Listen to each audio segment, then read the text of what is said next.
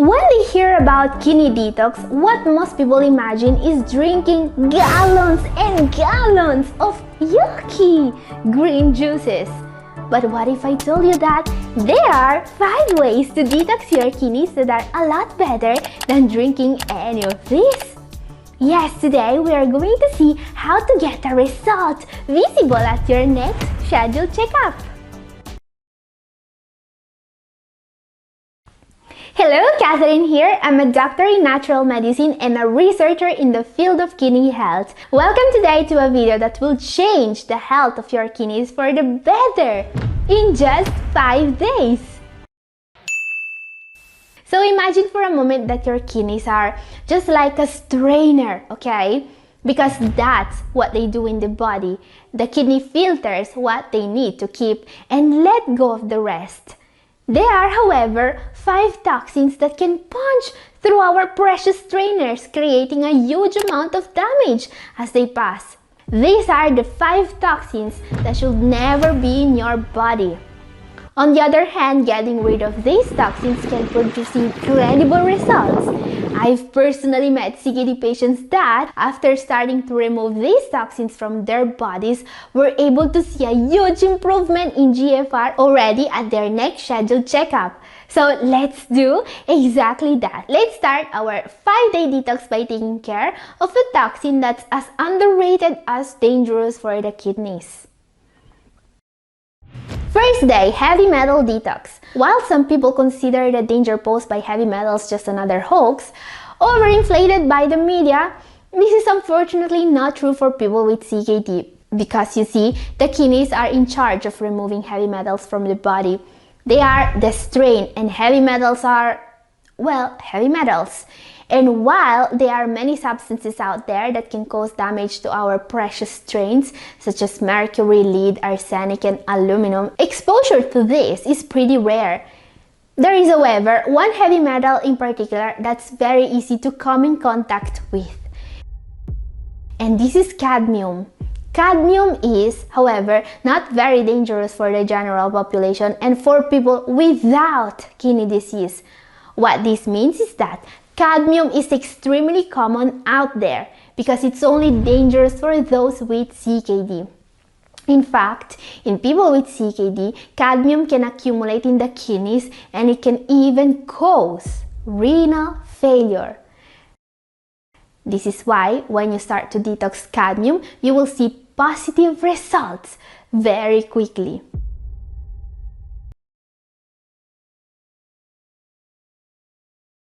But how do we get rid of this dangerous heavy metal? Well, with the diet. What you want to do, first of all, is add a few detoxing foods to your regimen. Now, one food in particular that has superb cadmium detoxing properties is this one. No, this is not spirulina. This is a different alga that has many nutritional benefits and that can actually attenuate the toxicity of cadmium and lead as well. This is called chlorella. This is a common supplement and various studies are supporting its use as a detoxifier. Chlorella is very interesting for us because it doesn't just bind to heavy metals. It can actually decrease the oxidative stress. It's also supposed to be one of the very few natural plant-based sources of vitamin B12. What an incredibly impressive alga! Now, chlorella is usually taken in powder form as a supplement, doses ranging from 1 to 3 grams per day. But keep in mind that this is also a protein source, so be careful. Now, a food that protects from cadmium without containing protein is cilantro. Cilantro is related to parsley and it has been used by Ayurveda as a medicine for thousands of years. It has so many health benefits. It improves digestion, cleanses the urinary tract, it can even help improving insulin sensitivity. Yes, it's an amazing plant, and according to research, it can actually decrease the concentration of various toxins, cadmium included, in the kidney. Now guys, some of the foods with the most effective detoxing properties include those rich in sulfur. There are certain sulfur-rich foods that you absolutely want in your daily diet. Onions, broccoli, and garlic as well are absolutely a must in a renal diet, and not just because they help excreting cadmium and other toxins. But when it comes to cadmium and other heavy metals, it's also important to decrease the exposure. We are exposed to cadmium from our diet, especially from foods such as shellfish and organ meat, but also from smoking cigarettes, even secondhand. So be careful and consider sharing this video with a friend if you think this info is useful, and tap the like button as well. Second day, let's take care of a dangerous kidney toxin you come in contact with every day. Every time you eat, actually. Day 2, excess acidity. Some people can eat highly acidic foods without problems. In fact, the general population won't have immediate issues if they eat, for example, processed or red meat, cheese, poultry, sweetened beverages, or junk food in general. On the other hand, for someone with kidney disease, especially in the advanced stages, eating these foods can create immediate problems. And I'm talking about a condition called metabolic acidosis, which happens when the body is overwhelmed by acid. This excess acid is a powerful kidney toxin that will make kidney disease progress faster. This happens because when your kidney function declines, your body's ability to process the acid that digesting these foods produces is going to decline as well, which is not the end of the world. Eating healthier can help, but you need to be pretty careful about with what you eat and choose foods that are good for your kidneys. Now, some good news. Studies found out that when we start replacing acid-forming foods with alkaline-producing foods, it's actually possible to stop the decline of GFR. Even people in stage 4 can stop GFR decline, and in some cases restore some of their GFR when they replace acidic foods with alkaline ones. And incidentally, the foods that are the most acid forming are also some of the foods that are higher in protein. And this is part of the reason why avoiding meat, fish, dairy, and junk foods can help you recover some of your GFR. Question: what really works for acidity? Now, there are various strategies to achieve a better acid-alkaline balance in the body. While limiting the consumption of acidic foods such as meat, processed foods, and junk food in general is something everyone needs to do, there are some supplements that can also help. First of all, sodium bicarbonate. This is a real medicine for people with kidney disease, meaning that nephrologists will actually prescribe you sodium bicarbonate if you have metabolic acidosis.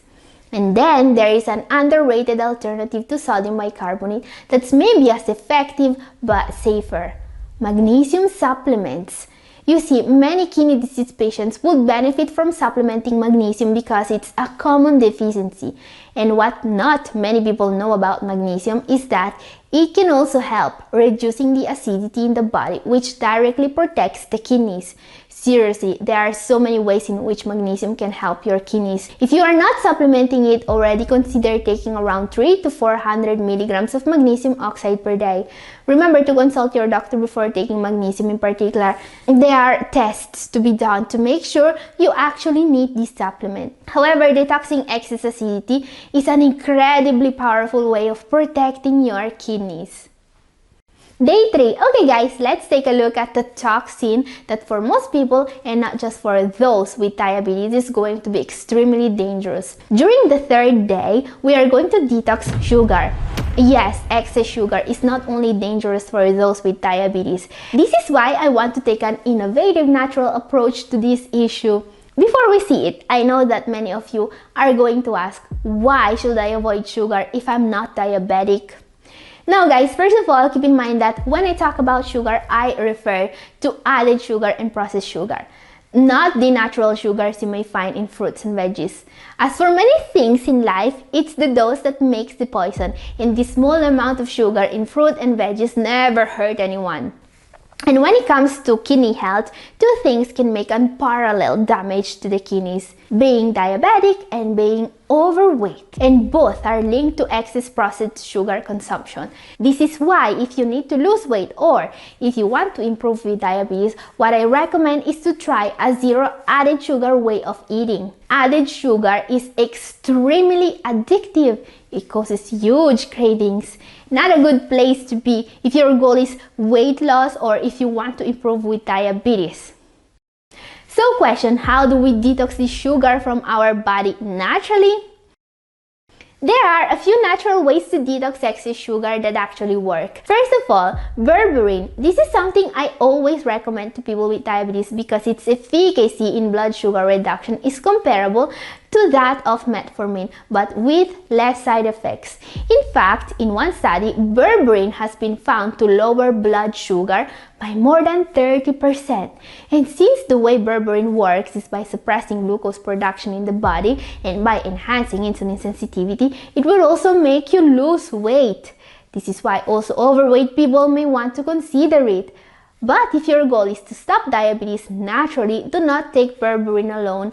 To enhance the natural blood sugar lowering properties of this supplement, you also want to add the extract of another plant.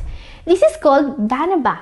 Banaba is a species of tree that is native to the Philippines and Southeast Asia.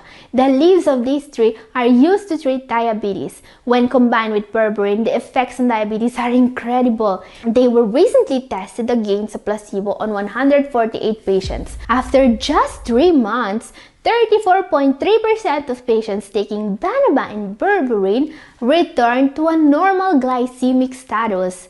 Yes, they were able to send diabetes into remission. Banaba also offers kidney protecting benefits against damage caused by oxidative stress. And guys, one of the reasons why this combination is so powerful in protecting the kidneys is because it will decrease your dependence on medications. This is extremely important and it's going to be the goal of our next day of detox. Day 4, detox from medications. So let's talk about some of the most devastating kidney toxins out there. Medications. It's a well-known fact that people with CKD should be very careful with a long list of medications because the kidneys are supposed to filter out the scores these create. NSAIDs, antibiotics, statins, proton pump inhibitors are only some of the most common kidney damaging medications. Be sure you are not taking any of these regularly, especially NSAIDs. Now, there is one class of medications that most CKD still have to take even if they are known to cause kidney damage. I'm talking about blood pressure medications. ACE inhibitors such as lisinopril, enalapril, and ARBs, or sartans such as losartan, valsartan, and so on. These are very controversial today because while they are supposed to protect the kidneys, recent studies found out that the damage they do is almost on par with their kidney protecting ability, especially in people with advanced kidney disease. ACE-I and ARBs are known to cause decreased blood flow to the kidneys and high potassium levels. And when combined with NSAIDs or diuretics, or when the patient is dehydrated, they can also cause acute kidney injury or very fast damage to the kidneys. How do we avoid that? First of all, your best bet to reduce your dependence on these medications is the right diet paired with the correct lifestyle choices. Regular but light exercising in particular is extremely effective in lowering blood pressure.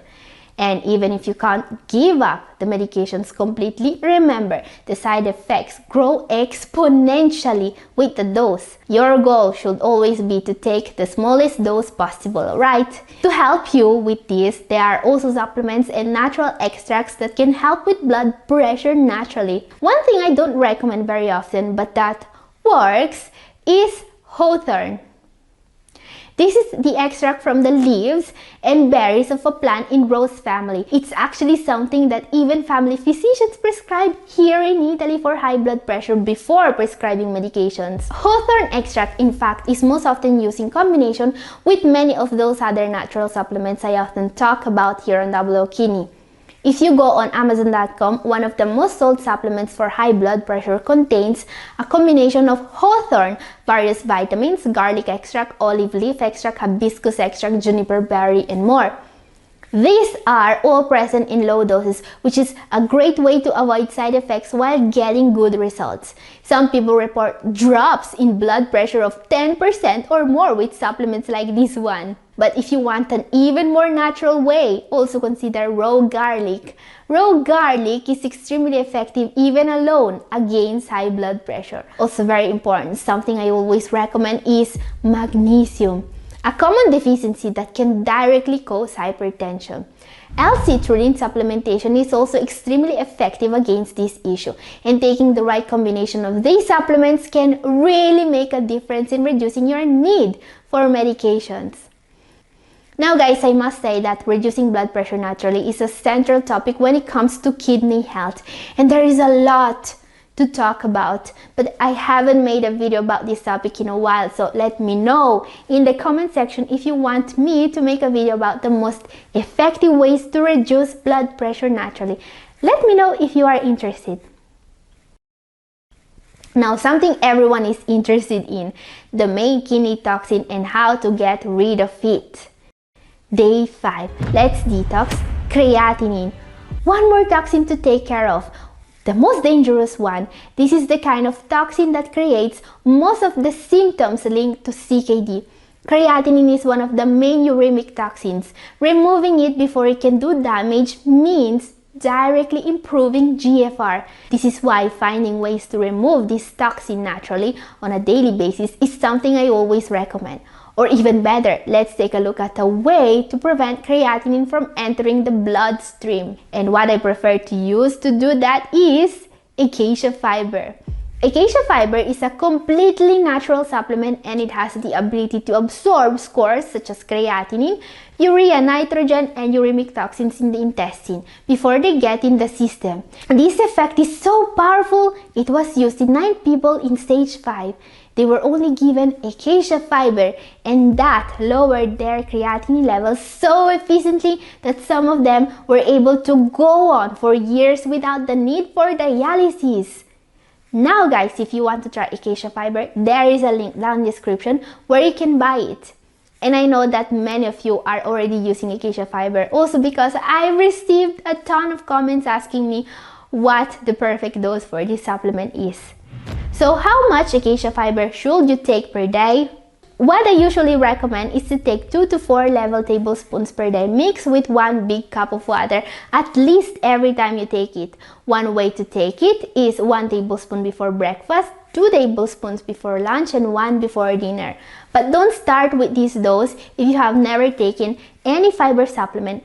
Start small and then increase the dose gradually. Don't forget to drink lots of water and obviously consult your doctor before making any change to your diet. And guys, there is one more thing I wanted to add in today's video, which is detox from excess fluids. This is also very important because it fights water retention and high blood pressure as well. But I've talked more in depth about what really works for these issues in my very recent video up here. So watch it now if you miss it. And this is all for today. Thank you for watching. God bless you all. Bye!